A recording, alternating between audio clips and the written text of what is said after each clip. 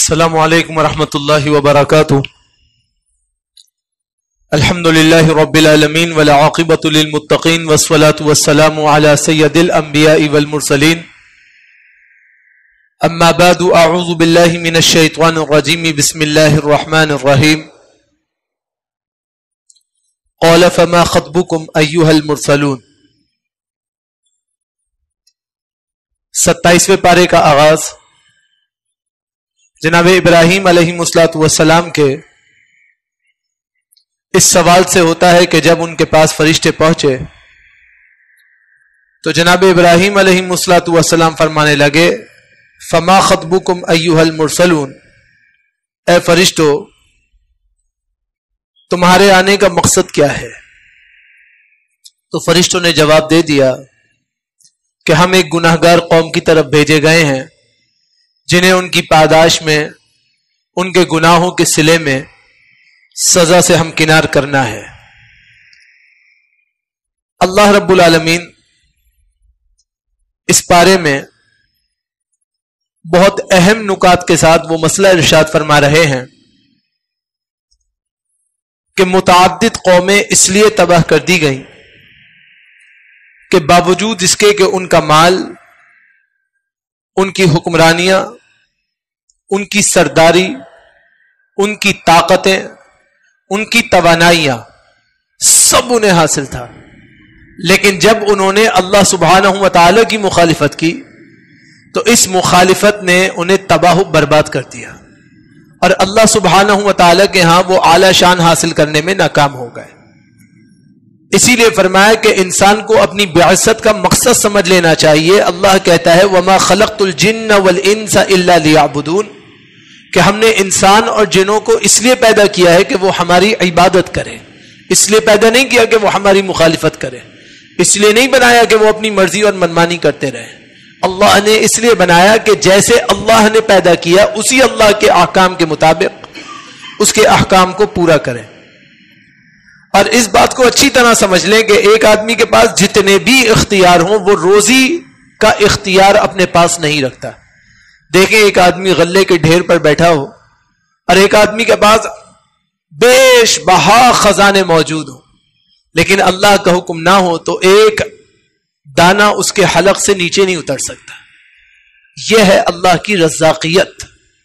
جب اللہ چاہے گا روزی ملے گی، جسے اللہ چاہے گا روزی ملے گی، جسے اللہ نہیں چاہے گا وہ ذخیرے پر بیٹھ جائے مگر ایک لقمہ نہیں کھا سکتا، ایک ذرے کو حلق سے نیچے نہیں اتار سکتا. یہ اللہ کی شان ہے. اور جب اللہ سبحانہ و تعالی عطا کرنا چاہے تو ساری کائنات بھی مل جائے تو اسے روک نہیں سکتی. اسی لیے فرمایا ان اللہ هو الرزاق ذو القوۃ المتین. اللہ کی شان یہ ہے اللہ بھر بھر کے روزیاں عطا کرنے والے اور بہت قوت والے اور طاقتور ہے، اور اللہ سبحانہ و تعالی کی دسترس میں ہی سارے اختیار ہیں. اسی لیے فرمایا ففروا الی اللہ انی لکم منہ نذیر مبین. لوگوں تم سب اللہ کی طرف دوڑو، اللہ کی حمایت و نصرت کی طرف دوڑو، اللہ کی شریعت کی طرف دوڑ لگاؤ.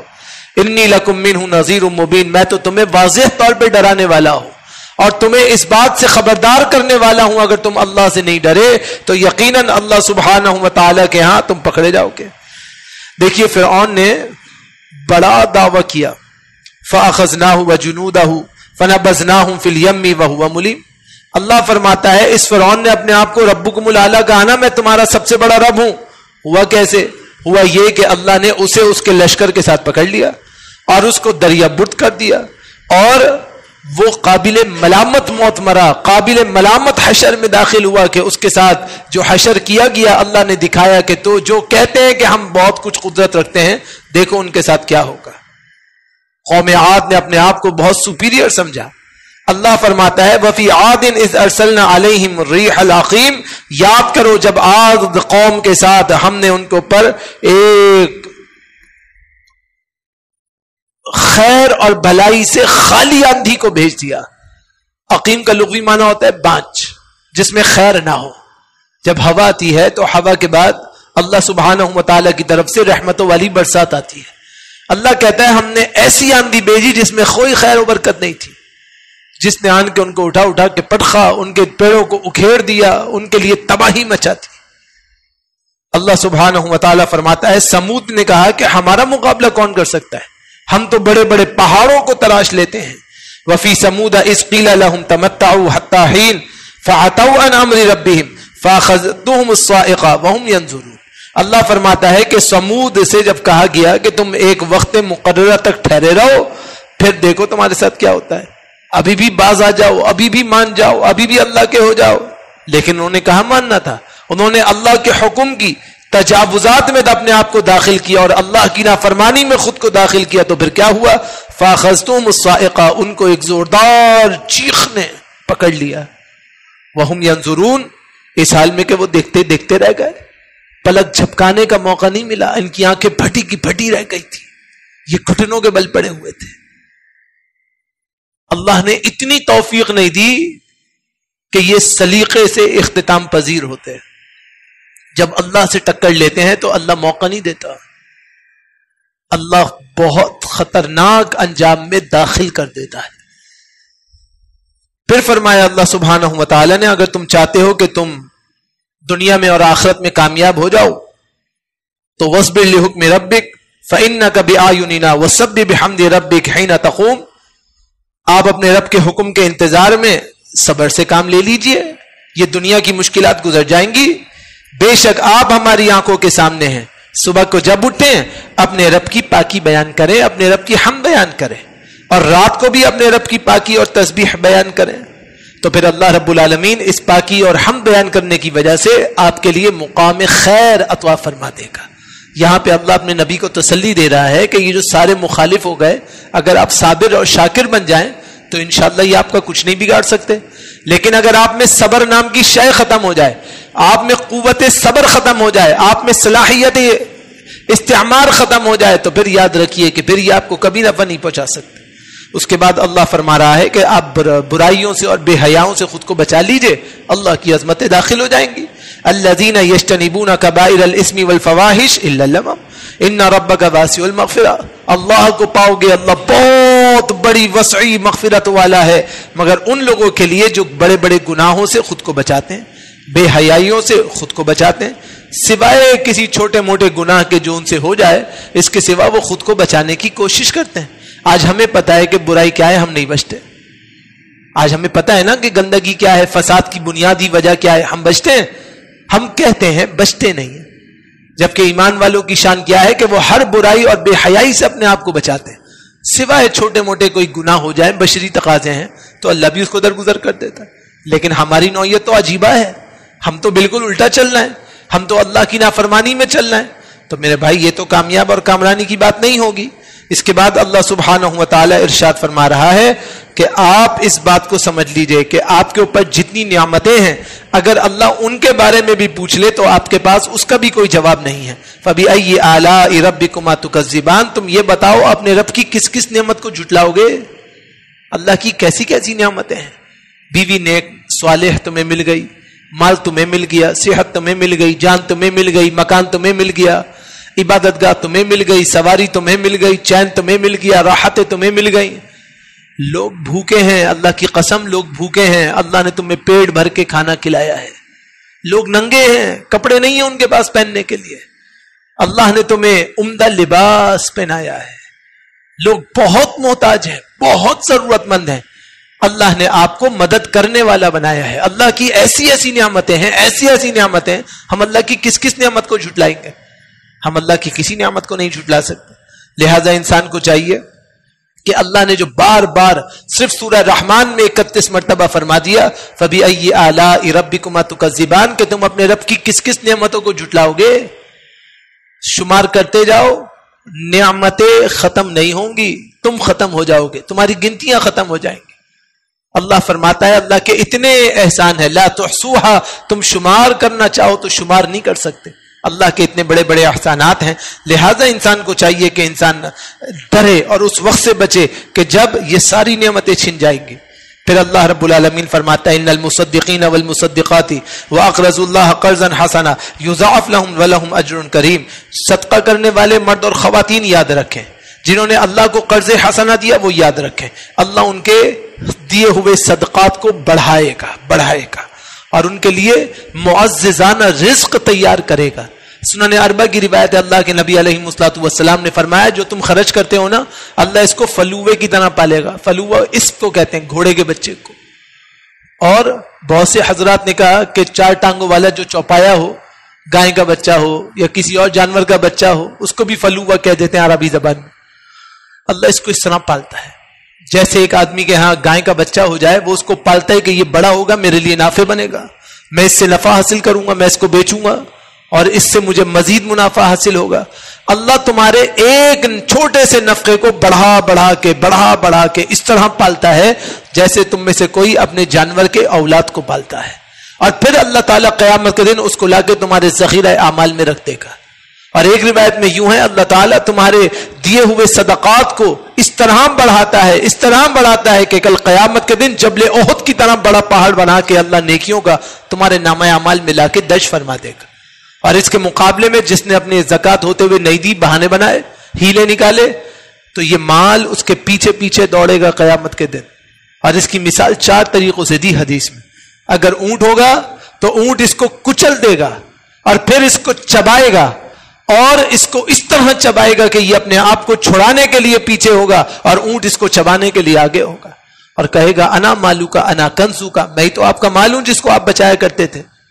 یہ مجبور ہو جائے گا اپنے آپ کو اس اذیت ناک حادثے میں مبتلا کرنے کے. اگر اس کے پاس چوپایوں میں سے گائیں تھیں اور اس نے زکاتیں ادا نہیں کی تو یہ اس کو اپنے پاؤں سے رون دیں گی، اس کو اپنے سینگوں سے کچلیں گی.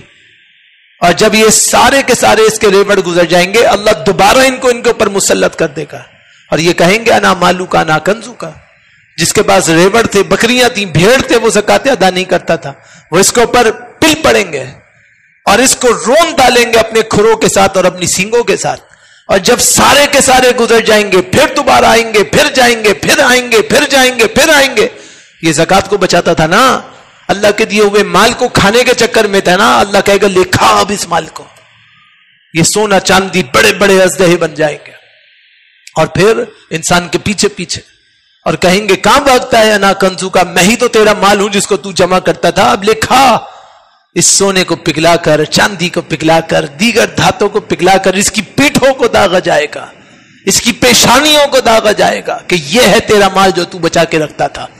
اسی لیے فرمایا کہ کبھی اکٹھے مال کو جدا نہ کرو اور جدے ہوئے مال کو اکٹھا نہ کرو. جس پہ اللہ کا حق ادا کرنا ہے اس پہ پورا پورا اللہ کا حق ادا کرو. اس مال کو روکو نہیں، یہ سب اللہ کا ہے.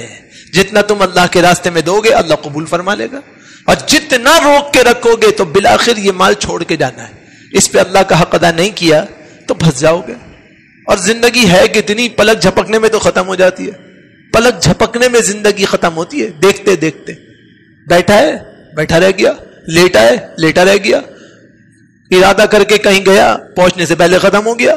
اور قیامت کیسے واقع ہوگی؟ حدیث شریف کے الفاظ ہیں، ایک آدمی اپنے حوض کو مٹی مل رہا ہوگا اس چکر میں کہ میں اس کو چوپاؤں کے لیے تیار کروں، ابھی مٹی مل کے تیار نہیں ہوا ہوگا کہ یہ قیامت واقع ہو جائے.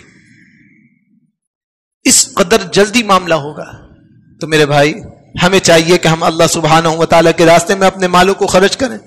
اسی لیے اللہ فرماتا ہے وَمَا لَكُمْ أَلَّا تُنْفِقُوا فِي سَبِيلِ اللَّهِ وَلِلَّهِ مِيرَاثُ السَّمَاوَاتِ وَالْأَرْضِ. فرمایا تم لوگوں کو کیا ہو گیا ہے کہ تم اپنے مالوں کو چھپا چھپا کے بیٹھے ہو؟ بھائی کیا ہو گیا؟ اللہ کا مال ہے نا، دو اللہ کے راستوں میں، اللہ کے راستوں میں اس کو خرچ کرو. یاد رکھو یہ ساری زمین آسمان، یہ سارا مال اللہ کا ہے، اللہ کی میراث ہے. تم تو مر جاؤ گے، اللہ تو حی القیوم ہے، سب اللہ کا ہے، سب اللہ کے راستے میں چھوڑ کے جانا ہے. تم نہیں دو گے، اللہ تمہارے بعد دوسروں سے نکلوا لے گا. اس لیے اپنے مال کو خود اپنے ہاتھوں سے خرچ کر کے اپنے لیے صدقہ جاریہ بنائیے. اپنے مال کو روک کر اپنے لیے باعث عذاب نہ بنائیے، باعث رحمت بنائیے. جو اللہ کی عطا ہے اسے اللہ کے راستوں میں خرچ کر دیجیے، اللہ اور بڑھا دے گا اور بڑھا دے گا اور بڑھا دے گا، اللہ کا وعدہ ہے. اس کے بعد اللہ سبحانہ و تعالی ارشاد فرماتا ہے کہ یاد رکھو اگر تم اللہ کے راستوں میں نہیں دو گے تو تم پھنس جاؤ گے. کیوں؟ اس لیے کہ کمثل غیث اعجب الکفار نباتہ ثم یہیج فتراه مصفرا ثم یکون حطاما. جو لوگ اللہ کے راستوں میں مال دیتے ہوئے کسراتے ہیں نا اور کتراتے ہیں، کہ یار مال ختم ہو جائے گا، یہ ہو جائے گا، وہ ہو جائے گا، یہ تو لوگ ہوتے ہی مانگنے والے ہیں، مانگتے رہتے ہیں، اور دین بھکاریوں کے اندر آ گیا ہے، بھکاری بن گئے، ہر وقت بس پیسے دیتا رہو، ان کو پیسوں سے مطلب ہے۔ شیطان ایسے وسوسے پیدا کرتا ہے، تو پھر کیا ہوگا؟ پھر اس کی مثال ان کفار کی طرح ہے کہ جب اس کی کھیتی اگنے لگتی ہے نا، وہ بڑا خوش ہوتا ہے، دیکھو میرے پاس اتنا سب کچھ ہے۔ پھر اللہ رب العالمین اس پر آفت بھیجتا ہے، دیکھتے ہی دیکھتے وہ تیار کھیتی خس و خاشاک بن جاتی ہے، بنی بنائی کھیتی خراب ہو جاتی ہے، انسان کے پاس کچھ بھی نہیں بچتا۔ اگر آپ اللہ کے راستے میں مالوں کو صرف نہیں کریں گے تو اللہ رب العالمین اس مال کو ختم کر دے گا، اور اس مال کو ختم کرنے کے بعد پھر آپ کے لیے سخت ترین معاملہ فرمائے گا کہ آپ کے لیے وہ معاملہ کر دے گا جو مال ہوتے ہوئے بھی آپ کے کام نہیں آ سکے گا۔ دیکھیے ایک آدمی زندہ ہو، قومے میں ہو، زندہ ہے نا، قومے میں ہے، نہ ہل سکتا ہے، نہ جل سکتا ہے، نہ کھا سکتا ہے، نہ پی سکتا ہے زندہ، اس کے پاس اربوں کھربوں روپے ہیں۔ اب بتاؤ کہ کیا وہ پیسے اس کو قوموں سے بچا سکتے ہیں؟